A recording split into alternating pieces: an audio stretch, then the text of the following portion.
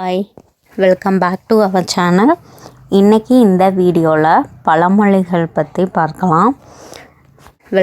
First பழமொழினா என்னன்னு பார்த்துடலாம். இது 6ஆம் வகுப்பு நியூ புக்கில் இருக்குது.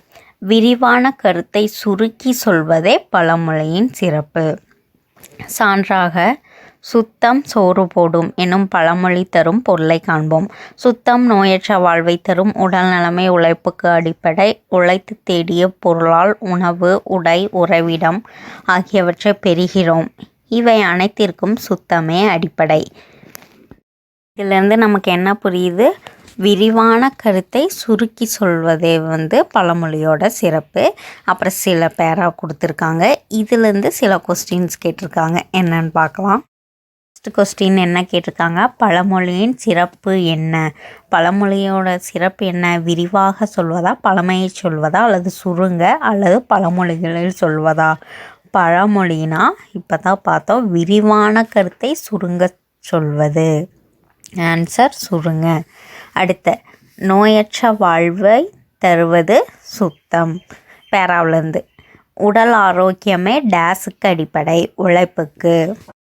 உழைத்து தேடிய பொருளால் நாம் பெறுவன உணவு, உடை, உறைவிடம். இப்பகுதியில் இடம்பெறும் பழமொழி என்ன? சுத்தம் சோறு போடும். ஓகே, அடுத்து 9th 10th நியூ புக்கில் இருக்கிற சில பழமொழிகள் பார்க்கலாம். இடையில ஒரு 2-3 கொஸ்டின்ஸ் தான் ப்ரீவியஸ் இயர் கொஸ்டின்ஸ் இது பற்றி வரும். ஓகே, ஃபஸ்ட்டு நொறுங்க தின்றால் 100 வயது. நல்லா மென்று சாப்பிட்டால் 100 வயதுன்னு அர்த்தம். அடுத்து, உப்பில்லா பண்டம் குப்பையிலே. உப்பில்லாமல் இது பண்ணால் என்ன ஆகும்? குப்பையில் தான் போகும். ஒரு பானை சோற்றுக்கு ஒரு சோறு பதம். ஃபுல் இது நல்லா இருக்குன்னு தெரியறதுக்கு ஒரு இதை எடுத்து பார்த்தாவே போதும் அப்படிங்கிற அர்த்தம். இது எதுக்கு வேணால் பொருந்தும். விருந்தும் மருந்தும் 3 நாள், அதுக்கு மேலே போனால் அது நல்லதில்லை.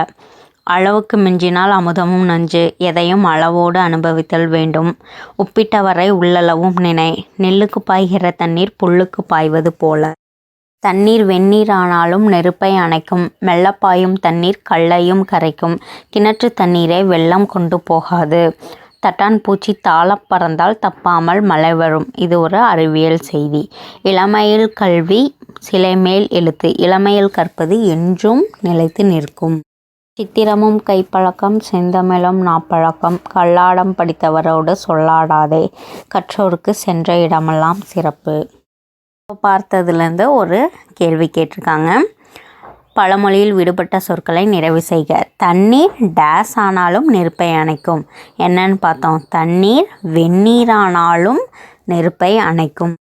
அடுத்து, மெல்லப்பாயும் தண்ணீர் கல்லையும் கரைக்கும்.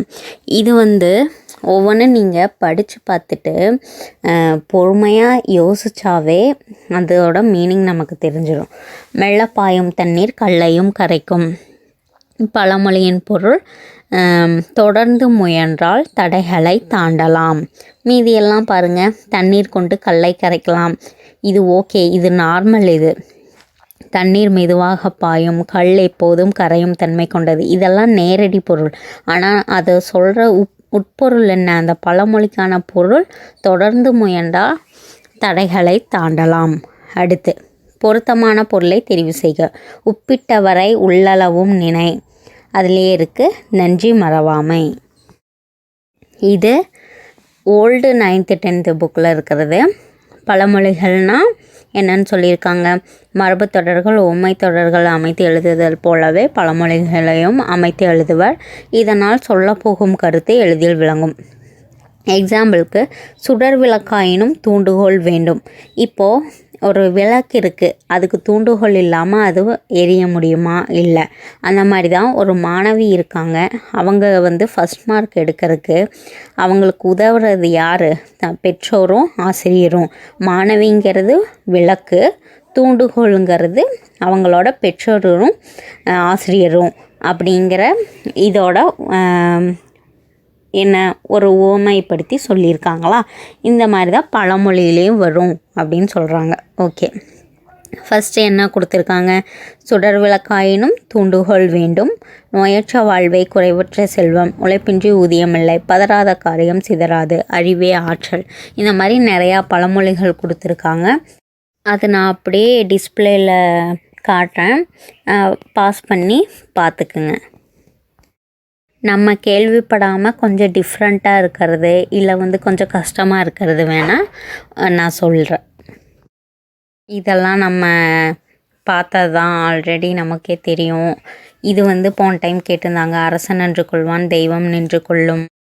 இது பாருங்கள், காலத்தை கடமையை செய், உன்னை போல் பிறரையும் நேசி, ஒழுக்கம் உயர்வு தரும், மீதுன் விரும்பேல். இது ஔவையார் சொன்னது. அடுத்ததெல்லாம் ஓரளவு கேள்விப்பட்டது தான். தொடையற்ற பாட்டு நடையற்று போகும். அடுத்து, மேனி துலங்க குப்பை மேனி, காடு இருக்கும் வரைதான் மனித வாழ்வு, உண்டி முதற்றே உலகு, கை கேட்டியது வாய் கேட்ட வெள்ளை, பசுத்தோல் போர்த்திய புலி, மாறி அல்லது காரியமில்லை, நுணரும் தன் வாயால் கெடும், ஆலையில்லா ஊருக்கு இழுப்பைப்பூ சர்க்கரை. இதுக்கு அர்த்தம் அர்ப்பனுக்கு மதிப்பு. அடுத்து, புலியை பார்த்து பூனை சூடு போட்டு கொண்டாற்போல். இப்போ பூனை தனக்கு என்ன வருமோ அது மட்டும் நினச்சி செய்யணும்.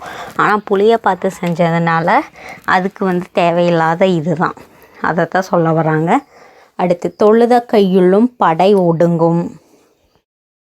தானம் கொடுத்த மாட்டை பல்லை பிடித்து பார்க்கலாமா, எரிவதை பிடுங்கினால் கொதிப்பது அடங்கும். பழி ஓரிடம் பாவம் ஓரிடம், பகலில் பக்கம் பார்த்து பேசு, இரவில் அதுவும் பேசாதே, தொட்டில் பழக்கம் சுடுகாடு மட்டல், காலத்திற்கேற்ற கோலம் கொள். ஆணைக்கும் அடி சறுக்கும் அப்படின்னா பெரியவர்களுக்கும் தவறு ஏற்படலாம். கல்லிலே நார் உரிக்க முடியுமா, பட்ட காலிலே படும் கெட்ட குடியே கெடும், செய்வன தெரிந்த செய், ஏற்றம் உண்டானால் இரக்கம் உண்டு, ஆளில்லா ஊருக்கு அழகு பால், இக்கரைக்கு அக்கறை பச்சை, திருப்தியற்ற மனம். இங்கிருந்து ஒன்று பண்ணால் அது பெட்டராக தோணும், அது பண்ணால் இது பெட்டராக தோணும், அந்த மாதிரி தான். 5இல் வளையாது 50இல் வளையுமா, இதெல்லாம் அப்படியே செக் பண்ணிக்கோங்க ஒரு டைமு. ஊழி பெயரெனும் தாம் பெயரால், அஷ்டபிரபந்தம் கற்றவன் அரை பண்டிதன். அடுத்த ஒரு கொஸ்டின், கூடா நட்பு கேடாய் முடியும். இதோட பழமொழி பொருள், கூற்று 1, தீயவரோடு கொண்ட நட்பு துன்பத்தில் முடியும். கூற்று 2, நட்பு நமக்கு கேடயம் போல் பாதுகாப்பு தரும். கூற்று 1 தான் சரி, ஏன்னா கூடா நட்பு கேடாய் முடியும்னு கொடுத்துட்டாங்க, அப்போது துன்பத்தில் முடியும். அடுத்து, நோயற்ற வாழ்வை குறைவற்ற செல்வம். இப்பழமொழி அமைந்த சரியான தொடரை தேர்ந்தெடு. சரியான தொடர், நோயற்ற வாழ்வை குறைவற்ற செல்வம் என்பதை உணர்ந்து நோயற்ற வாழ்வு வாழ்வோம். இது சரியான சென்டென்ஸில் அமைஞ்சிருக்கு, ஃபர்ஸ்ட் ஆப்ஷன் தான் கரெக்ட். அடுத்து, பொருத்தமான பழமொழியை கண்டறி. கற்றாரை கற்றோரே காமுறுவர் அப்படின்னா, கற்றோரோட ஒரு கற்றவருக்கு தான் இன்னொரு கற்றவரோட சிறப்பு தெரியும். அந்த மாதிரி தான் பாம்பறியும் பாம்பின் கால், தன்னோட இனத்தை தான் தெரிஞ்சுக்க முடியும் அப்படின்னு அர்த்தம். கண்டவற்றுள் சரியான பழமொழியை தேர்ந்தெடுக்க. எது சரியான வரிசையில் அமைஞ்சிருக்குன்னு கேட்குறாங்க. நமக்கு தெரியும் இந்த பழமொழி, நாம் ஒன்று நினைக்க தெய்வம் ஒன்று நினைக்கும். ஓகே, இதோட பழமொழி ஸ்கூல் புக் ரிலேட்டடானது முடிஞ்சுது. பழமொழியோட ஆங்கில மொழிபெயர்ப்பு வீடியோ அடுத்த இதில் பார்க்கலாம்.